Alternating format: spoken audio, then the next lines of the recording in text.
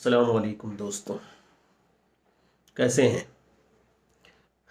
कुछ लोगों ने मुझे राय दिया था कि आप बेंगलोर तक कैसे पहुंचे, जबकि आपको मुझे मतलब वो लोग जानते हैं कि मैं किस बैकग्राउंड से हूँ। गांव का रहने वाला, किसी ज़माने में मदरसे में पढ़ता था मैं, हाफिज़ा के क्लास में। हाफिज़ा भी किया, दौर नहीं हो पाया था। बहरहाल उसके लिए दुआ करिए, मैं अब वो शुरू भी कर दिया हूँ। अल्लाह का शुक्र है, रोज़ 2-3 पारा पढ़ता हूँ। तो अपनी कहानी बताइए कि आप जो है यहाँ तक कैसे पहुँचे। दोस्तों, एक बात बता दूं कि मैं यहाँ तक कोई जो पहुँचा हूँ, इसमें मेरा कोई बहुत बड़ा कमाल नहीं है। एक जो कहते हैं ज़िंदगी में जो सिचुएशन पैदा होते हैं, वो सिचुएशन ही आपको कहीं ना कहीं ले जाके टिका देते हैं, और आप जो है वहाँ पे अगर जो आप घबरा गए तो आप नाकाम हुए। और अगर आपने जो है वो एक पिच होती है ज़िंदगी की, कहते हैं ना कि जो बैट्समैन जो बहुत ही बॉल को देख करके खेलता है वो बहुत देर तक टिकता है। तो वही मेरे साथ भी हुआ मेरी बैटिंग में मतलब ज़िंदगी का जो पिच है उस पर बैटिंग कर रहा है हर आदमी,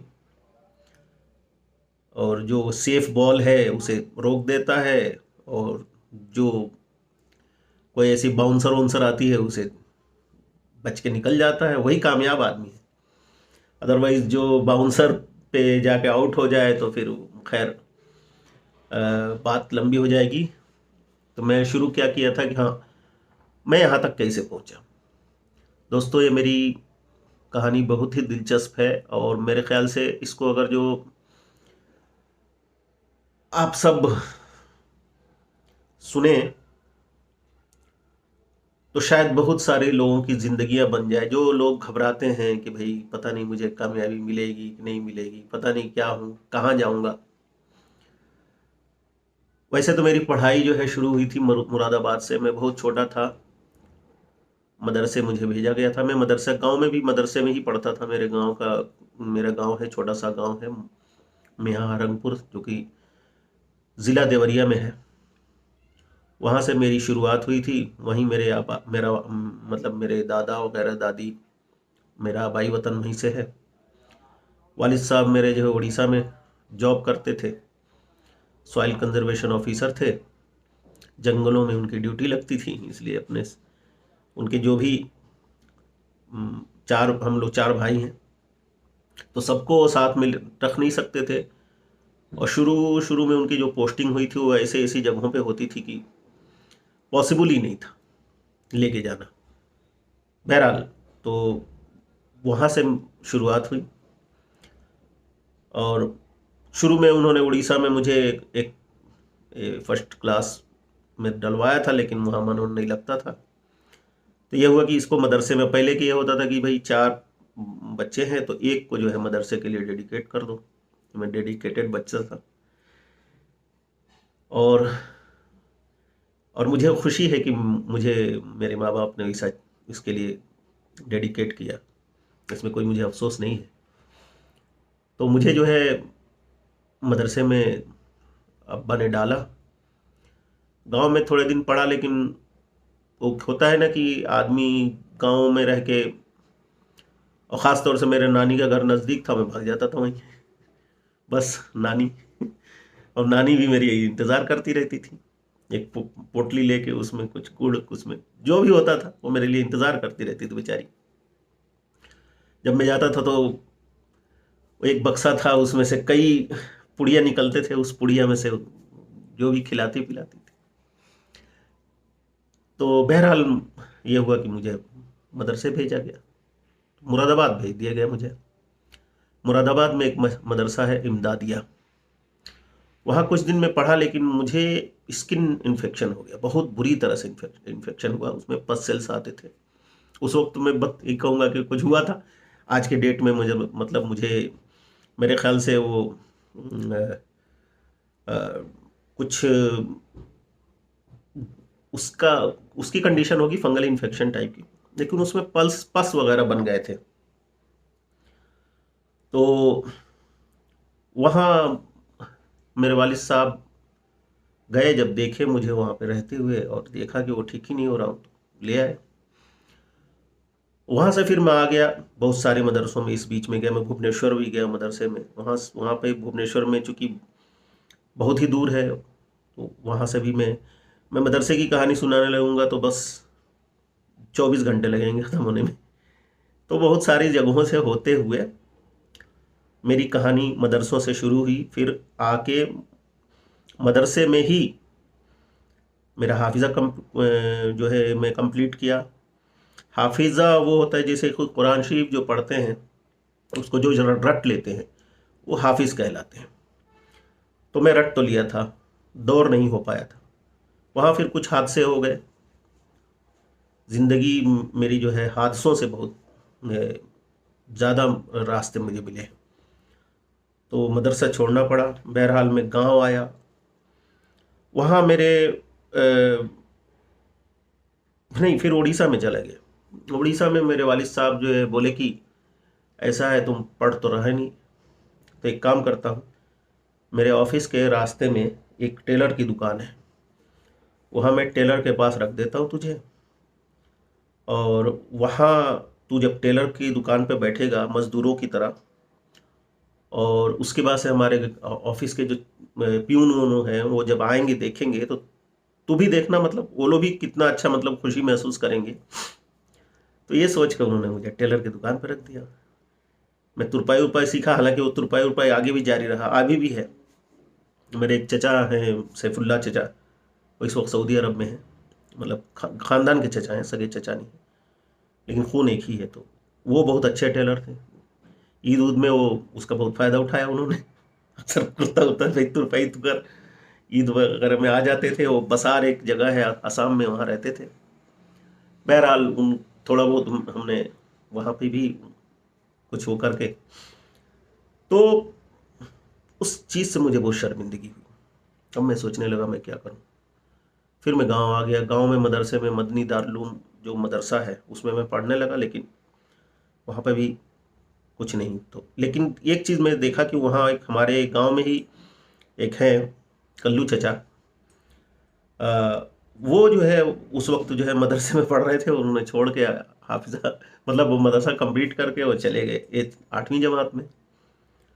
और तो मुझे लगा कि यार ये एक तो रास्ता है। तो हालांकि मैंने पढ़ाई लिखाई तो शुरू से मदरसे में की थी, अपना क ख ग घ जानता था, कुछ नहीं जानता था। मैंने कहा काम करते हैं हम भी 8वीं जमात में नाम लिखा लेते हैं। हालांकि उसकी बड़ी खिंचाई हुई। मेरे बड़े भाई साहब, हालांकि मैं उनका एहसानमंद हूँ, भाइयों में जो मजाक होता है तो कहते थे कि वाह हिंदी पढ़ेगा तो फिल्मों के पोस्टर बहुत अच्छे से आसानी से पढ़ लेगा। तो उस वक्त मैं बहुत तेज चिल्लाता था उनके ऊपर, और लड़ाइयाँ होती थी भाइयों में, जो उस तरह की लड़ाई थोड़ी बहुत। फिर वो मैंने खैर 8वीं जमात में नाम लिखवाया, लेकिन इतना शर्मिंदा था कि 8वीं जमात में ही मैंने क्लास फर्स्ट से लेके क्लास 7 तक सारी किताबें कवर की। 3-3 बजे रात में तक मैं बैठ के पढ़ता था। मेहनत करने की आदत। और मैं बता दूं, मदरसे में मैं पढ़ने में कमज़ोर नहीं था। पहले उसमें सबक सुनाता था, हाफिज जी आते थे, उससे पहले मैं बैठा रहता था। तो उसका फ़ायदा मुझे यहाँ मिला। 3-3 बजे रात तक मैं पढ़ के सारे, मैं बता रहा हूँ, जिस दिन मैं पहले दिन आया तो मैं देखा कि जोड़ रहे हैं लोग। मैं ब्लैक बोर्ड पे क धन ख बराबर जो भी, मतलब। तो हमने कहा यार आज तक तो मैंने नंबर जोड़ते हुए देखा है, ये क धन ख यानी कि ये जो वर्ड, ये क्या कहते हैं इसके, वो जो जोड़ते हुए तुम्हें लेटर्स जोड़ रहे हैं यहाँ पे, जैसे x+y। ये समझ में मुझे नहीं आ रहा ये है क्या। बाद में पता चला ये तो अलजेब्रा है। तो मैंने कहा नहीं, अब आ गया हूं तो मेहनत तो करूंगा। मेहनत मैंने की, और जब मुझे समझ में आया क धन ख, तो यकीन नहीं होगा आप लोगों को, मैं अच्छे स्टूडेंट में मानने मैं अलजेब्रा में अच्छा स्टूडेंट माना जाता था। मेरे टाइम में मेंस्ट्रुएशन एक जो चैप्टर होता था उसके बारे में लोग कहते थे बड़ा हार्ड है। वो मेरे लिए आसान था कि गड्ढा खोदो, उसमें से जो वो निकलेगा वो कितना वो उसकी वॉल्यूम होगी, वो सब जैसे लगा मेरे लिए हलवा हो गया था वो। टिग्नोमेट्री का जो सवाल था, हाइट एंड डिस्टेंस का, तो बहुत कठिन है, मेरे लिए बहुत अच्छा था। इसी तरह से मतलब जो जब मैं मैथ सीख गया तो मुझे मज़ा भी आने लगा। मैं वो ज़्यादा पढ़ता था, कभी कभी ब्लैक बोर्ड पे या खुद ही जो है अपने आप को टीचर बना के। मुझे याद है हमारे हेडमास्टर साहब उस वक्त, मास्टर अमीरुद्दीन साहब, एक बार मैं ऐसे ही अपने मन से लिख रहा था तो वो आए, कहे चलो क्या पढ़ा रहे हो बताओ। तो वो बैठ गए, मुझे बताने को कहा, तो वो भी बड़े खुश हुए कि यार इतनी जल्दी ये तरक्की। तो एक बात यहाँ बीच में बता दूं, मेरा ये मानना है कि कुरान जो मैंने जो पढ़ाई की थी ना, उसकी बरकत से मुझे ये सब हासिल हो रहे थे और खुद ब खुद होने लगे। फिर उसके बाद से हमारे दोस्त थे, अबुल कलाम, हमारे क्लास में ही सब थे। हालांकि मेरे से अगर जो मैं शुरू से पढ़ता तो मेरे जूनियर होते, लेकिन साथ में ही हो गए। बहरहाल तो ये लोग बहुत ही ब्रिलियंट स्टूडेंट थे भाई, माने जाए। उनको मैं टक्कर देने लगा, मतलब उनके आसपास होने लगा, वो लोग भी बड़े खुश होते थे। और इत्तेफाक से कलाम जो है मेरा रिश्तेदार भी बना बाद में। तो अच्छा लगता था कि मतलब हम ये पढ़ाई में अब हम लोग जो है, फिर वो लोग कहीं और चले गए, मैं वहीं गांव में ही रहा। हाई स्कूल में मैं जब गया तो वहाँ पे भी अच्छे नंबर आए, उसी नंबर की वजह से मेरा इलाहाबाद में एडमिशन हुआ। फिर मैं जो है वहाँ से 2 साल यानी 95 96 तक मैं इंटर के बाद से, इंटर में मेरा उसमें भी मेरे अच्छे नंबर थे, फर्स्ट क्लास। मेरे उस साल जो है बहुत सारे लड़के फेल हो गए थे, जहाँ मेरे कॉलेज से मैं फर्स्ट क्लास पाया था। और जिस CAB इंटर कॉलेज में पढ़ता था, वो उस वक्त पढ़ाई बहुत ही बुरी थी वहाँ की। मैंने एक स्टूडेंट कोचिंग ज्वाइन किया हुआ था वहाँ पे, तो उस कोचिंग के सहारे मतलब मैं साइकिल से जाता था, 2-2 साइकिल रखे हुए थे। बहरहाल वहाँ से फिर मैं CPMT दिया। पहले साल में गया भी नहीं रिजल्ट देखने, दूसरे साल में खड़ा था तब तक के। देखिए मतलब वक्त कैसे बदलता है और कैसे ऊपर वाला मदद करता है आपकी, वो मैं बताना चाह रहा हूँ। मैं एक अखबार वाले भैया थे, उनसे बोल रखा था कि भैया एग्ज़ाम वज़ाम का कोई रिजल्ट आए या कोई पोस्ट आए, कुछ आए तो मुझे अखबार उस दिन दे दिया करो। एक दिन मैं इसी बाहर खड़ा हुआ था, तो मैं जिस रूम में रहता था, तो आया, कहा कि भैया इसमें कुछ निकला हुआ है। हिंदुस्तान अखबार, मुझे याद है हिंदी अखबार वो बांटता था। मैंने कहा क्या निकला हुआ है? तो कुछ है उसमें निकला हुआ है। तो मैं जब अखबार खोल के देख रहा हूँ तो उसमें एक लिस्ट निकली थी जिसमें मेरा भी नाम था। उसमें BUMS के जो CPMT में मेरा सिलेक्शन हुआ था BUMS में, और चूंकि मैं उर्दू मीडियम से भी था तो इसलिए तो BUMS में तुम्हारा सिलेक्शन मेरा हुआ है। उसे मुझे मैं नाम भी नहीं मेरा पता, वो पता नहीं कैसे दे गया मुझे। आज भी मैं इस बात को याद करके हैरत में हूँ। बहरहाल उसने दिया तो मैं देखा कि इतने दिन, इस दिन चले जाओ, काउंसलिंग है वहाँ जो है कौन सा किंग जॉर्ज मेडिकल, KGMC शायद है, KGMC हाँ, लखनऊ में। अब पता नहीं क्या नाम है, यूनिवर्सिटी हो गया शायद वो। किंग जॉर्ज में चले जाओ। मैं पहुँच गया भाई साहब, वहाँ गया तो रसीद अब्बा को बताया, तो अब्बा कहे कि चले जाओ। और मैं तो खुमार में था कि MBBS करना है भाई, अब 1 साल और तैयारी करूँगा। मैं पहुँच गया वहाँ पहुँचा तो पता लगा कि ठीक है, काउंसलिंग के लिए 200-2000 रुपया दे करके मैंने टिकट कटाया, अंदर चला गया। अंदर गया तो पता लगा मैं कुछ लेके गया ही नहीं हूँ, सर्टिफिकेट वगैरह। वहाँ एक कुरैशी साहब थे, उस दौर में शायद आयुर्वेदिक यूनानी के वो डीन हुआ करते थे, प्रिंसिपल रहे हैं वो तकमील तिब कॉलेज के। तो उन्होंने, उनसे मैं जाके कहा कि सर मैं सर्टिफिकेट तो नहीं लाया हूँ, लेकिन CPMT का जब एग्ज़ाम दिया था तो सारे जो मैंने सर्टिफिकेट जमा किए थे वो तहसीलदार से मैंने वेरीफाई करवाया था, मतलब जो एप्लीकेशन, तो वो तो ओरिजिनल के बराबर है। तो कहे यार बात तो लड़के के दम, बात में तो दम है। वो मुझे कहे कि अच्छा ले आओ, मैं तुम्हारे लिए थोड़ी ढूंढने जाऊंगा। तो वहाँ एक पांडे जी थे, वो पांडे जी बोले कि मैं उनसे क्लर्क थे, तो मैंने कहा कि सर थोड़ी सी मदद आप कर दें, वो फॉर्म निकलवा दें। तो कहे तुम ढूंढ लो, ढूंढ सको तो तुम्हारा फायदा हो जाएगा। मैंने कहा मैं ढूंढता हूँ। ढूंढा तो देखा कि ऊपर ही लिखा हुआ है। वो उतने ही लोगों के काउंसलिंग में गया था जिनके होने थे, तो इसलिए कम फाइलें थी, मिल गई। मैंने जाके दिखाया, लेकिन जो दूसरा अफसर थे वो बहुत ज़्यादा कड़क, नहीं नहीं नहीं नहीं सर, ऐसा नहीं होगा, ये कुछ भी लेके नहीं आया है। तो कुरैशी साहब ने एक, मतलब कहते हैं ना कि जो बड़े लोग होते हैं वो हिकमत से काम निकालते हैं। उन्होंने मुझसे कहा कि बेटा ये पेपर लो, इस पर उर्दू में तुम लिखो कि मैं अपने सारे जो है असनाद, जो भी मतलब सर्टिफिकेट्स वगैरह इलाहाबाद में भूल गया हूँ, और मैं जब कॉलेज में जब एडमिशन लेने जाऊँगा वहाँ पे मैं दिखा दूँगा। और मैंने उठा के लिख दिया। तो कुरैशी साहब कहे कि भैया देखो, ये जो बीएमएस करने के लिए जो उर्दू की ज़रूरत है इस बच्चे को खूब अच्छे से आती है, इसलिए इसका मैं रोकूंगा नहीं, इसको मैं दे देता हूँ और ये जाके अपना वो जो भी करना होगा करेगा। बहरहाल तो मैं लेके गया वो सर्टिफिकेट, वहाँ पे पहुँचा तो वहाँ पे भी एक बीडी सर थे हमारे, बहुत मशहूर टीचर। उन्होंने भी वही बात करी। पता नहीं, जैसे लग रहा था कि वो फ़ोन पे बात किएंगे। कह रहे हैं कि पहले तुम एप्लीकेशन लिख के लिया उर्दू में। तो मैंने कहा कि लाइए एप्लीकेशन में उर्दू में लेके, हमको लग रहा है कि कुछ मार्क वर्क करके भेज दिए होंगे, तो हो सकता है वो भी वही दोहरा लिए। तो मैंने जो कहा था उन्होंने वो करके मैं दिया। बहरहाल मेरा एडमिशन हो गया। अब मैं जब पहुंचा बीयूएमएस करने तो वहाँ रैगिंग हो रही थी अच्छी वाली रैगिंग। पहले दिन क्या तुम्हारे जो है शौक है, तो मैं शौक बताया, गाना गाता था, गाया मैं, बड़ी दूर से आया हूँ, प्यार का तोहफा लाया हूँ। एक हमारे सीनियर थे, अल्लाह ताला उनको जन्नत दे, अब नहीं है। उन्होंने जो है बरेली के थे शायद, हाँ बरेली के। उन्होंने कहा कि सीनियर जो कहेंगे करेगा। हमने कहा हाँ, करूँगा। तो कह के अच्छा ये गाड़ी आ रही है, एम्बुलेंस, लेट जा। मैं फ़ौरन वहीं लेट गया। पकड़ के खींचे, कहे वे तो बड़ा खतरनाक जूनियर है यार। वो सीनियर के कहने में लेट गया। तो मैं कहा बॉस जो आप कहेंगे वही होगा। बहरहाल उसके बाद से उन्होंने मेरी रैगिंग नहीं ली। बहरहाल रैगिंग क्या होता था, एक मज़े वाली बात होती थी, बाद में उसमें मारपीट घुस गया तो जो है वो बदनाम हो गया, फिर बंद कर दिया गवर्नमेंट ने।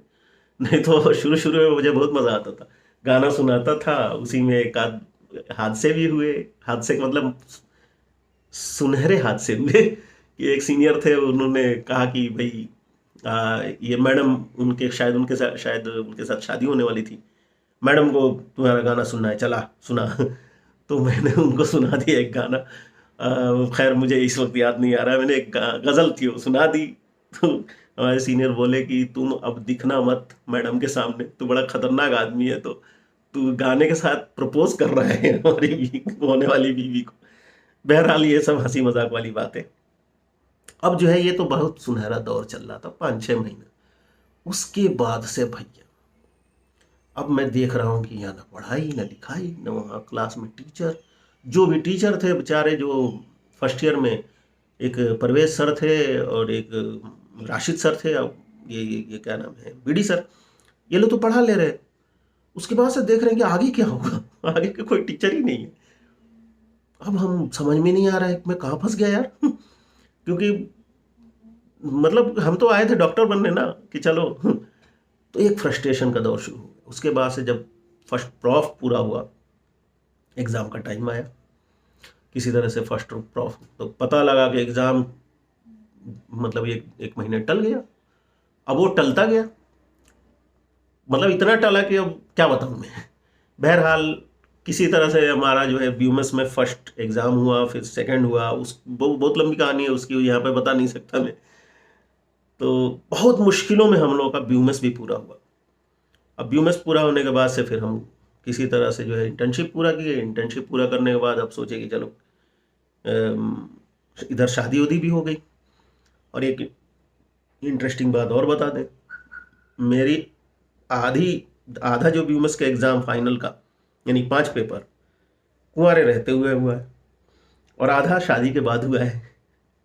ये भी बड़ी दिलचस्प कहानी है। अगर ये सिलसिला में जारी रखा तो ये किस्सा सुनाऊंगा, बड़ा मज़ा आएगा।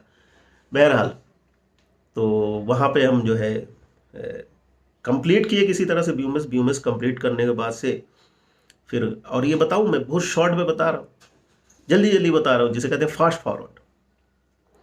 अगर पसंद आया लोगों को ये बात, तो मैं और बातें बताऊंगा और एक एक करके बताऊंगा, एपिसोड्स में बताऊंगा कि कैसे कहाँ क्या हुआ था, मेरी शादी कैसे हुई और उसमें क्या क्या अड़चने आई, और मेरा बीयूएमएस कंप्लीट हुआ उसमें क्या क्या अड़चने आई, और हम लोग खाना जो खाते थे वो मेस में अपने एसयूएमसी के, उसमें क्या मज़ा आता था, उसमें कौन कौन सी सब्जियां बनती थी, हम लोग कैसे जो है क्या होता था, वो सारी बातें बहुत ही दिलचस्प है। बहरहाल उसके बाद से मैं फिर हमारे वहाँ पे भला हो मेरे उस्ताद जनाब मोहम्मद सिकंदर हयात साहब का, जो कि यूपी के डायरेक्टर भी रह चुके हैं, रिटायर्ड हैं इस वक्त, उन्होंने मेरे से कहा कि असजद जो है, कहते हैं ना एक टीचर होते हैं ना, कि एक टीचर होते हैं इंस्पायर करते हैं, एक टीचर होते हैं पढ़ाते हैं, क्या कहा कि देखो तुम्हारे अंदर वो सलाहियत है, तुम हो सकते हो, तुम्हारा सिलेक्शन बीएमएस में हो सकता है, ये इसमें एमडी में। तो उसके लिए फिर मैं गया, अलीगढ़ गया, वहाँ नहीं हुआ बहरहाल। फिर उसके बाद से मेरा एमडी में हुआ यहाँ एनआईएम में। अब एनआईएम में मैं एमडी कंप्लीट किया मुआवजात डिपार्टमेंट में। वहाँ पे भी शुरू शुरू में बड़ी परेशानियाँ झेलनी पड़ी। लोग सोचते थे इसे, एक तो हमारे बहुत ही ग्रेट टीचर हैं, उनका नाम नहीं लूँगा, उन्होंने कहा था तुम तुक्का मार के आए हो। बहरहाल उन्हीं वही साहब मुझ मेरी तारीफ भी की एक बार, यानी कि 5-6 महीने बाद फिर वो तारीफ भी की। तो इसलिए जो है वो नाम मैं नहीं लूँगा, लेकिन कहने का मतलब ये है कि ये उनका भी एहसान है। और एक चीज़ और बता दूं, मेरी ज़िंदगी का मैं कभी भी नेगेटिव चीज़ें नहीं, जो भी कोई बात मेरे के खिलाफ करता है मैं उसे कहता हूँ कि यार ये तो है, मेरे अंदर कमी तो है, इसको ख़त्म कर लेते हैं ना, इस कमी को पूरा कर लेते हैं भाई, ख़त्म कर लेते हैं। मेहनत करता था इसके लिए। तो जो टीचर ने कहा था, तो उसके बाद से मैं थोड़ी बहुत मेहनत, हालांकि गैप हो गया था हमारे बीएमएस के बाद एमडी में 2 साल का करीब गैप हो गया था, तो बहुत सारी चीज़ें भूल गई थी। तो हो सकता है उसको देख करके उन्होंने बोला हो, लेकिन जब मेहनत मैंने किया तो वही।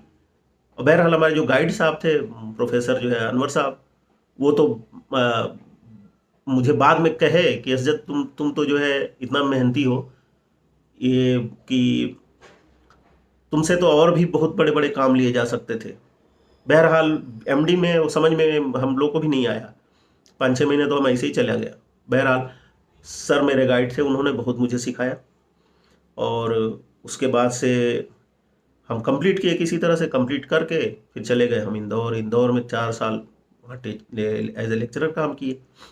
वहाँ से मैं कई जगह एग्ज़ाम दिए, जब भी मैं, हाँ एक बात और बता दूँ, मैं टेस्ट देता था, नंबर 1 आता था, या मतलब उसमें मेरा आ जाता था, मैं सिलेक्ट हो जाता था, लेकिन इंटरव्यू वालों को मेरा चेहरा पसंद नहीं आता था, और वो मुझे वो नहीं, तुम्हारा सिलेक्शन नहीं होगा करके भेज देते थे। बेंगलोर में भी जब मेरा सिलेक्शन हुआ, मैं जब क्लिनिकल रजिस्ट्रार के लिए सिलेक्ट हुआ, उसमें भी मैं डायरेक्ट नहीं सिलेक्ट हुआ हूँ, मैं वेटिंग में रखा गया हूँ। और वेटिंग भी अल्लाह ने ऐसे हालात से बनाया कि उसमें एक है हमारे साथी कलीग, उनका 2-2 जगह हो गया, लेक्चरर में भी क्लिनिकल में भी, मैं इसमें वेटिंग में हूँ। तो लेक्चरर ज्वाइन करेंगी, हमारी एक साथ में ही है, अगर वो लेक्चरर शिप ज्वाइन करेगी तब मुझे क्लिनिकल रजिस्ट्रार का मिलेगा। तो बहरहाल उन्होंने दानिशमंदी दिखाई और वो लेक्चरशिप में चली गई। मैं इधर, मेरे लिए रास्ता खाली हो गया। इसके लिए यहाँ पे उस वक्त के जो डायरेक्टर थे मंसूर साहब, उनको भी मैं ये थैंक्स बोलूँगा कि उन्होंने जो है कंसिडर किया, नहीं तो और भी अड़चनें सुनने आई थी बहुत सारी, लेकिन रोज़गार मिल गया। फिर उसके बाद से बहरहाल मैं अभी बेंगलोर में हूँ, 10 साल हो गया मुझे, क्लिनिकल रजिस्ट्रार के तौर पे काम कर रहा हूँ। मौका मिला तो इंशाल्लाह आगे भी बहुत सारी कहानियाँ हैं जो जिसमें इंस्पायरेशनल है। ये तो सिर्फ मेरा एक ओवरव्यू है, मतलब ये एक समरी बताया है मैंने। सोच लीजिए समरी में मेरे 25 मिनट का वीडियो बन गया। तो लाइफ की पूरी हिस्ट्री अगर जो बताऊंगा तो एक से एक ऐसे ऐसे भाई किस्से हैं जिसको सिर्फ फॉलो कोई कर ले तो घबराएगा नहीं। हालांकि घबराहट मुझे भी एक बार बीच में हुई थी, होपलेस मैं भी हुआ था, लेकिन रास्ते में कुछ ऐसे भी दोस्त मिले जिन्होंने मुझे मतलब अपलिफ्ट किया। दोस्त, देखिए दोस्त इसीलिए कहते हैं अच्छे होने ज़रूरी है। आपका आसपास का माहौल जितना अच्छा होगा उतने ही अच्छे आप तरक्की करेंगे। तो ये चूँकि बहुत ही वीडियो स्ट्रेच हो रहा है, तो अल्लाह से दुआ करें हमारे लिए, और अल्लाह ताला आप सबको जो है हर तरह की खुशियाँ दे ज़िंदगी में। और अगर मैं ये वीडियो यूट्यूब के लिए बना रहा हूँ, तो मेरे चैनल को सब्सक्राइब करें, क्योंकि मैं अब सोच रहा हूँ, सीरियस हो गया हूँ कि मैंने देखा कि हर आदमी जो है यूट्यूब पे अपनी कहानियाँ बताए पड़ा है, चाहे वो अच्छी हो या बुरी हो। अब मैं सोच रहा हूँ कि मैं भी बनाऊँ और मैं भी बताऊँ। हालांकि टाइम तो नहीं मिलता, बहुत सारे और भी गम है ज़माने में मोहब्बत के सिवा। तो इसलिए जो है मैं ख़त्म करता हूँ यहीं पे। हाँ, शुक्रिया, आपने इतने पेशेंस से सुना, अगर सुना तो। अदरवाइज कोई बात नहीं।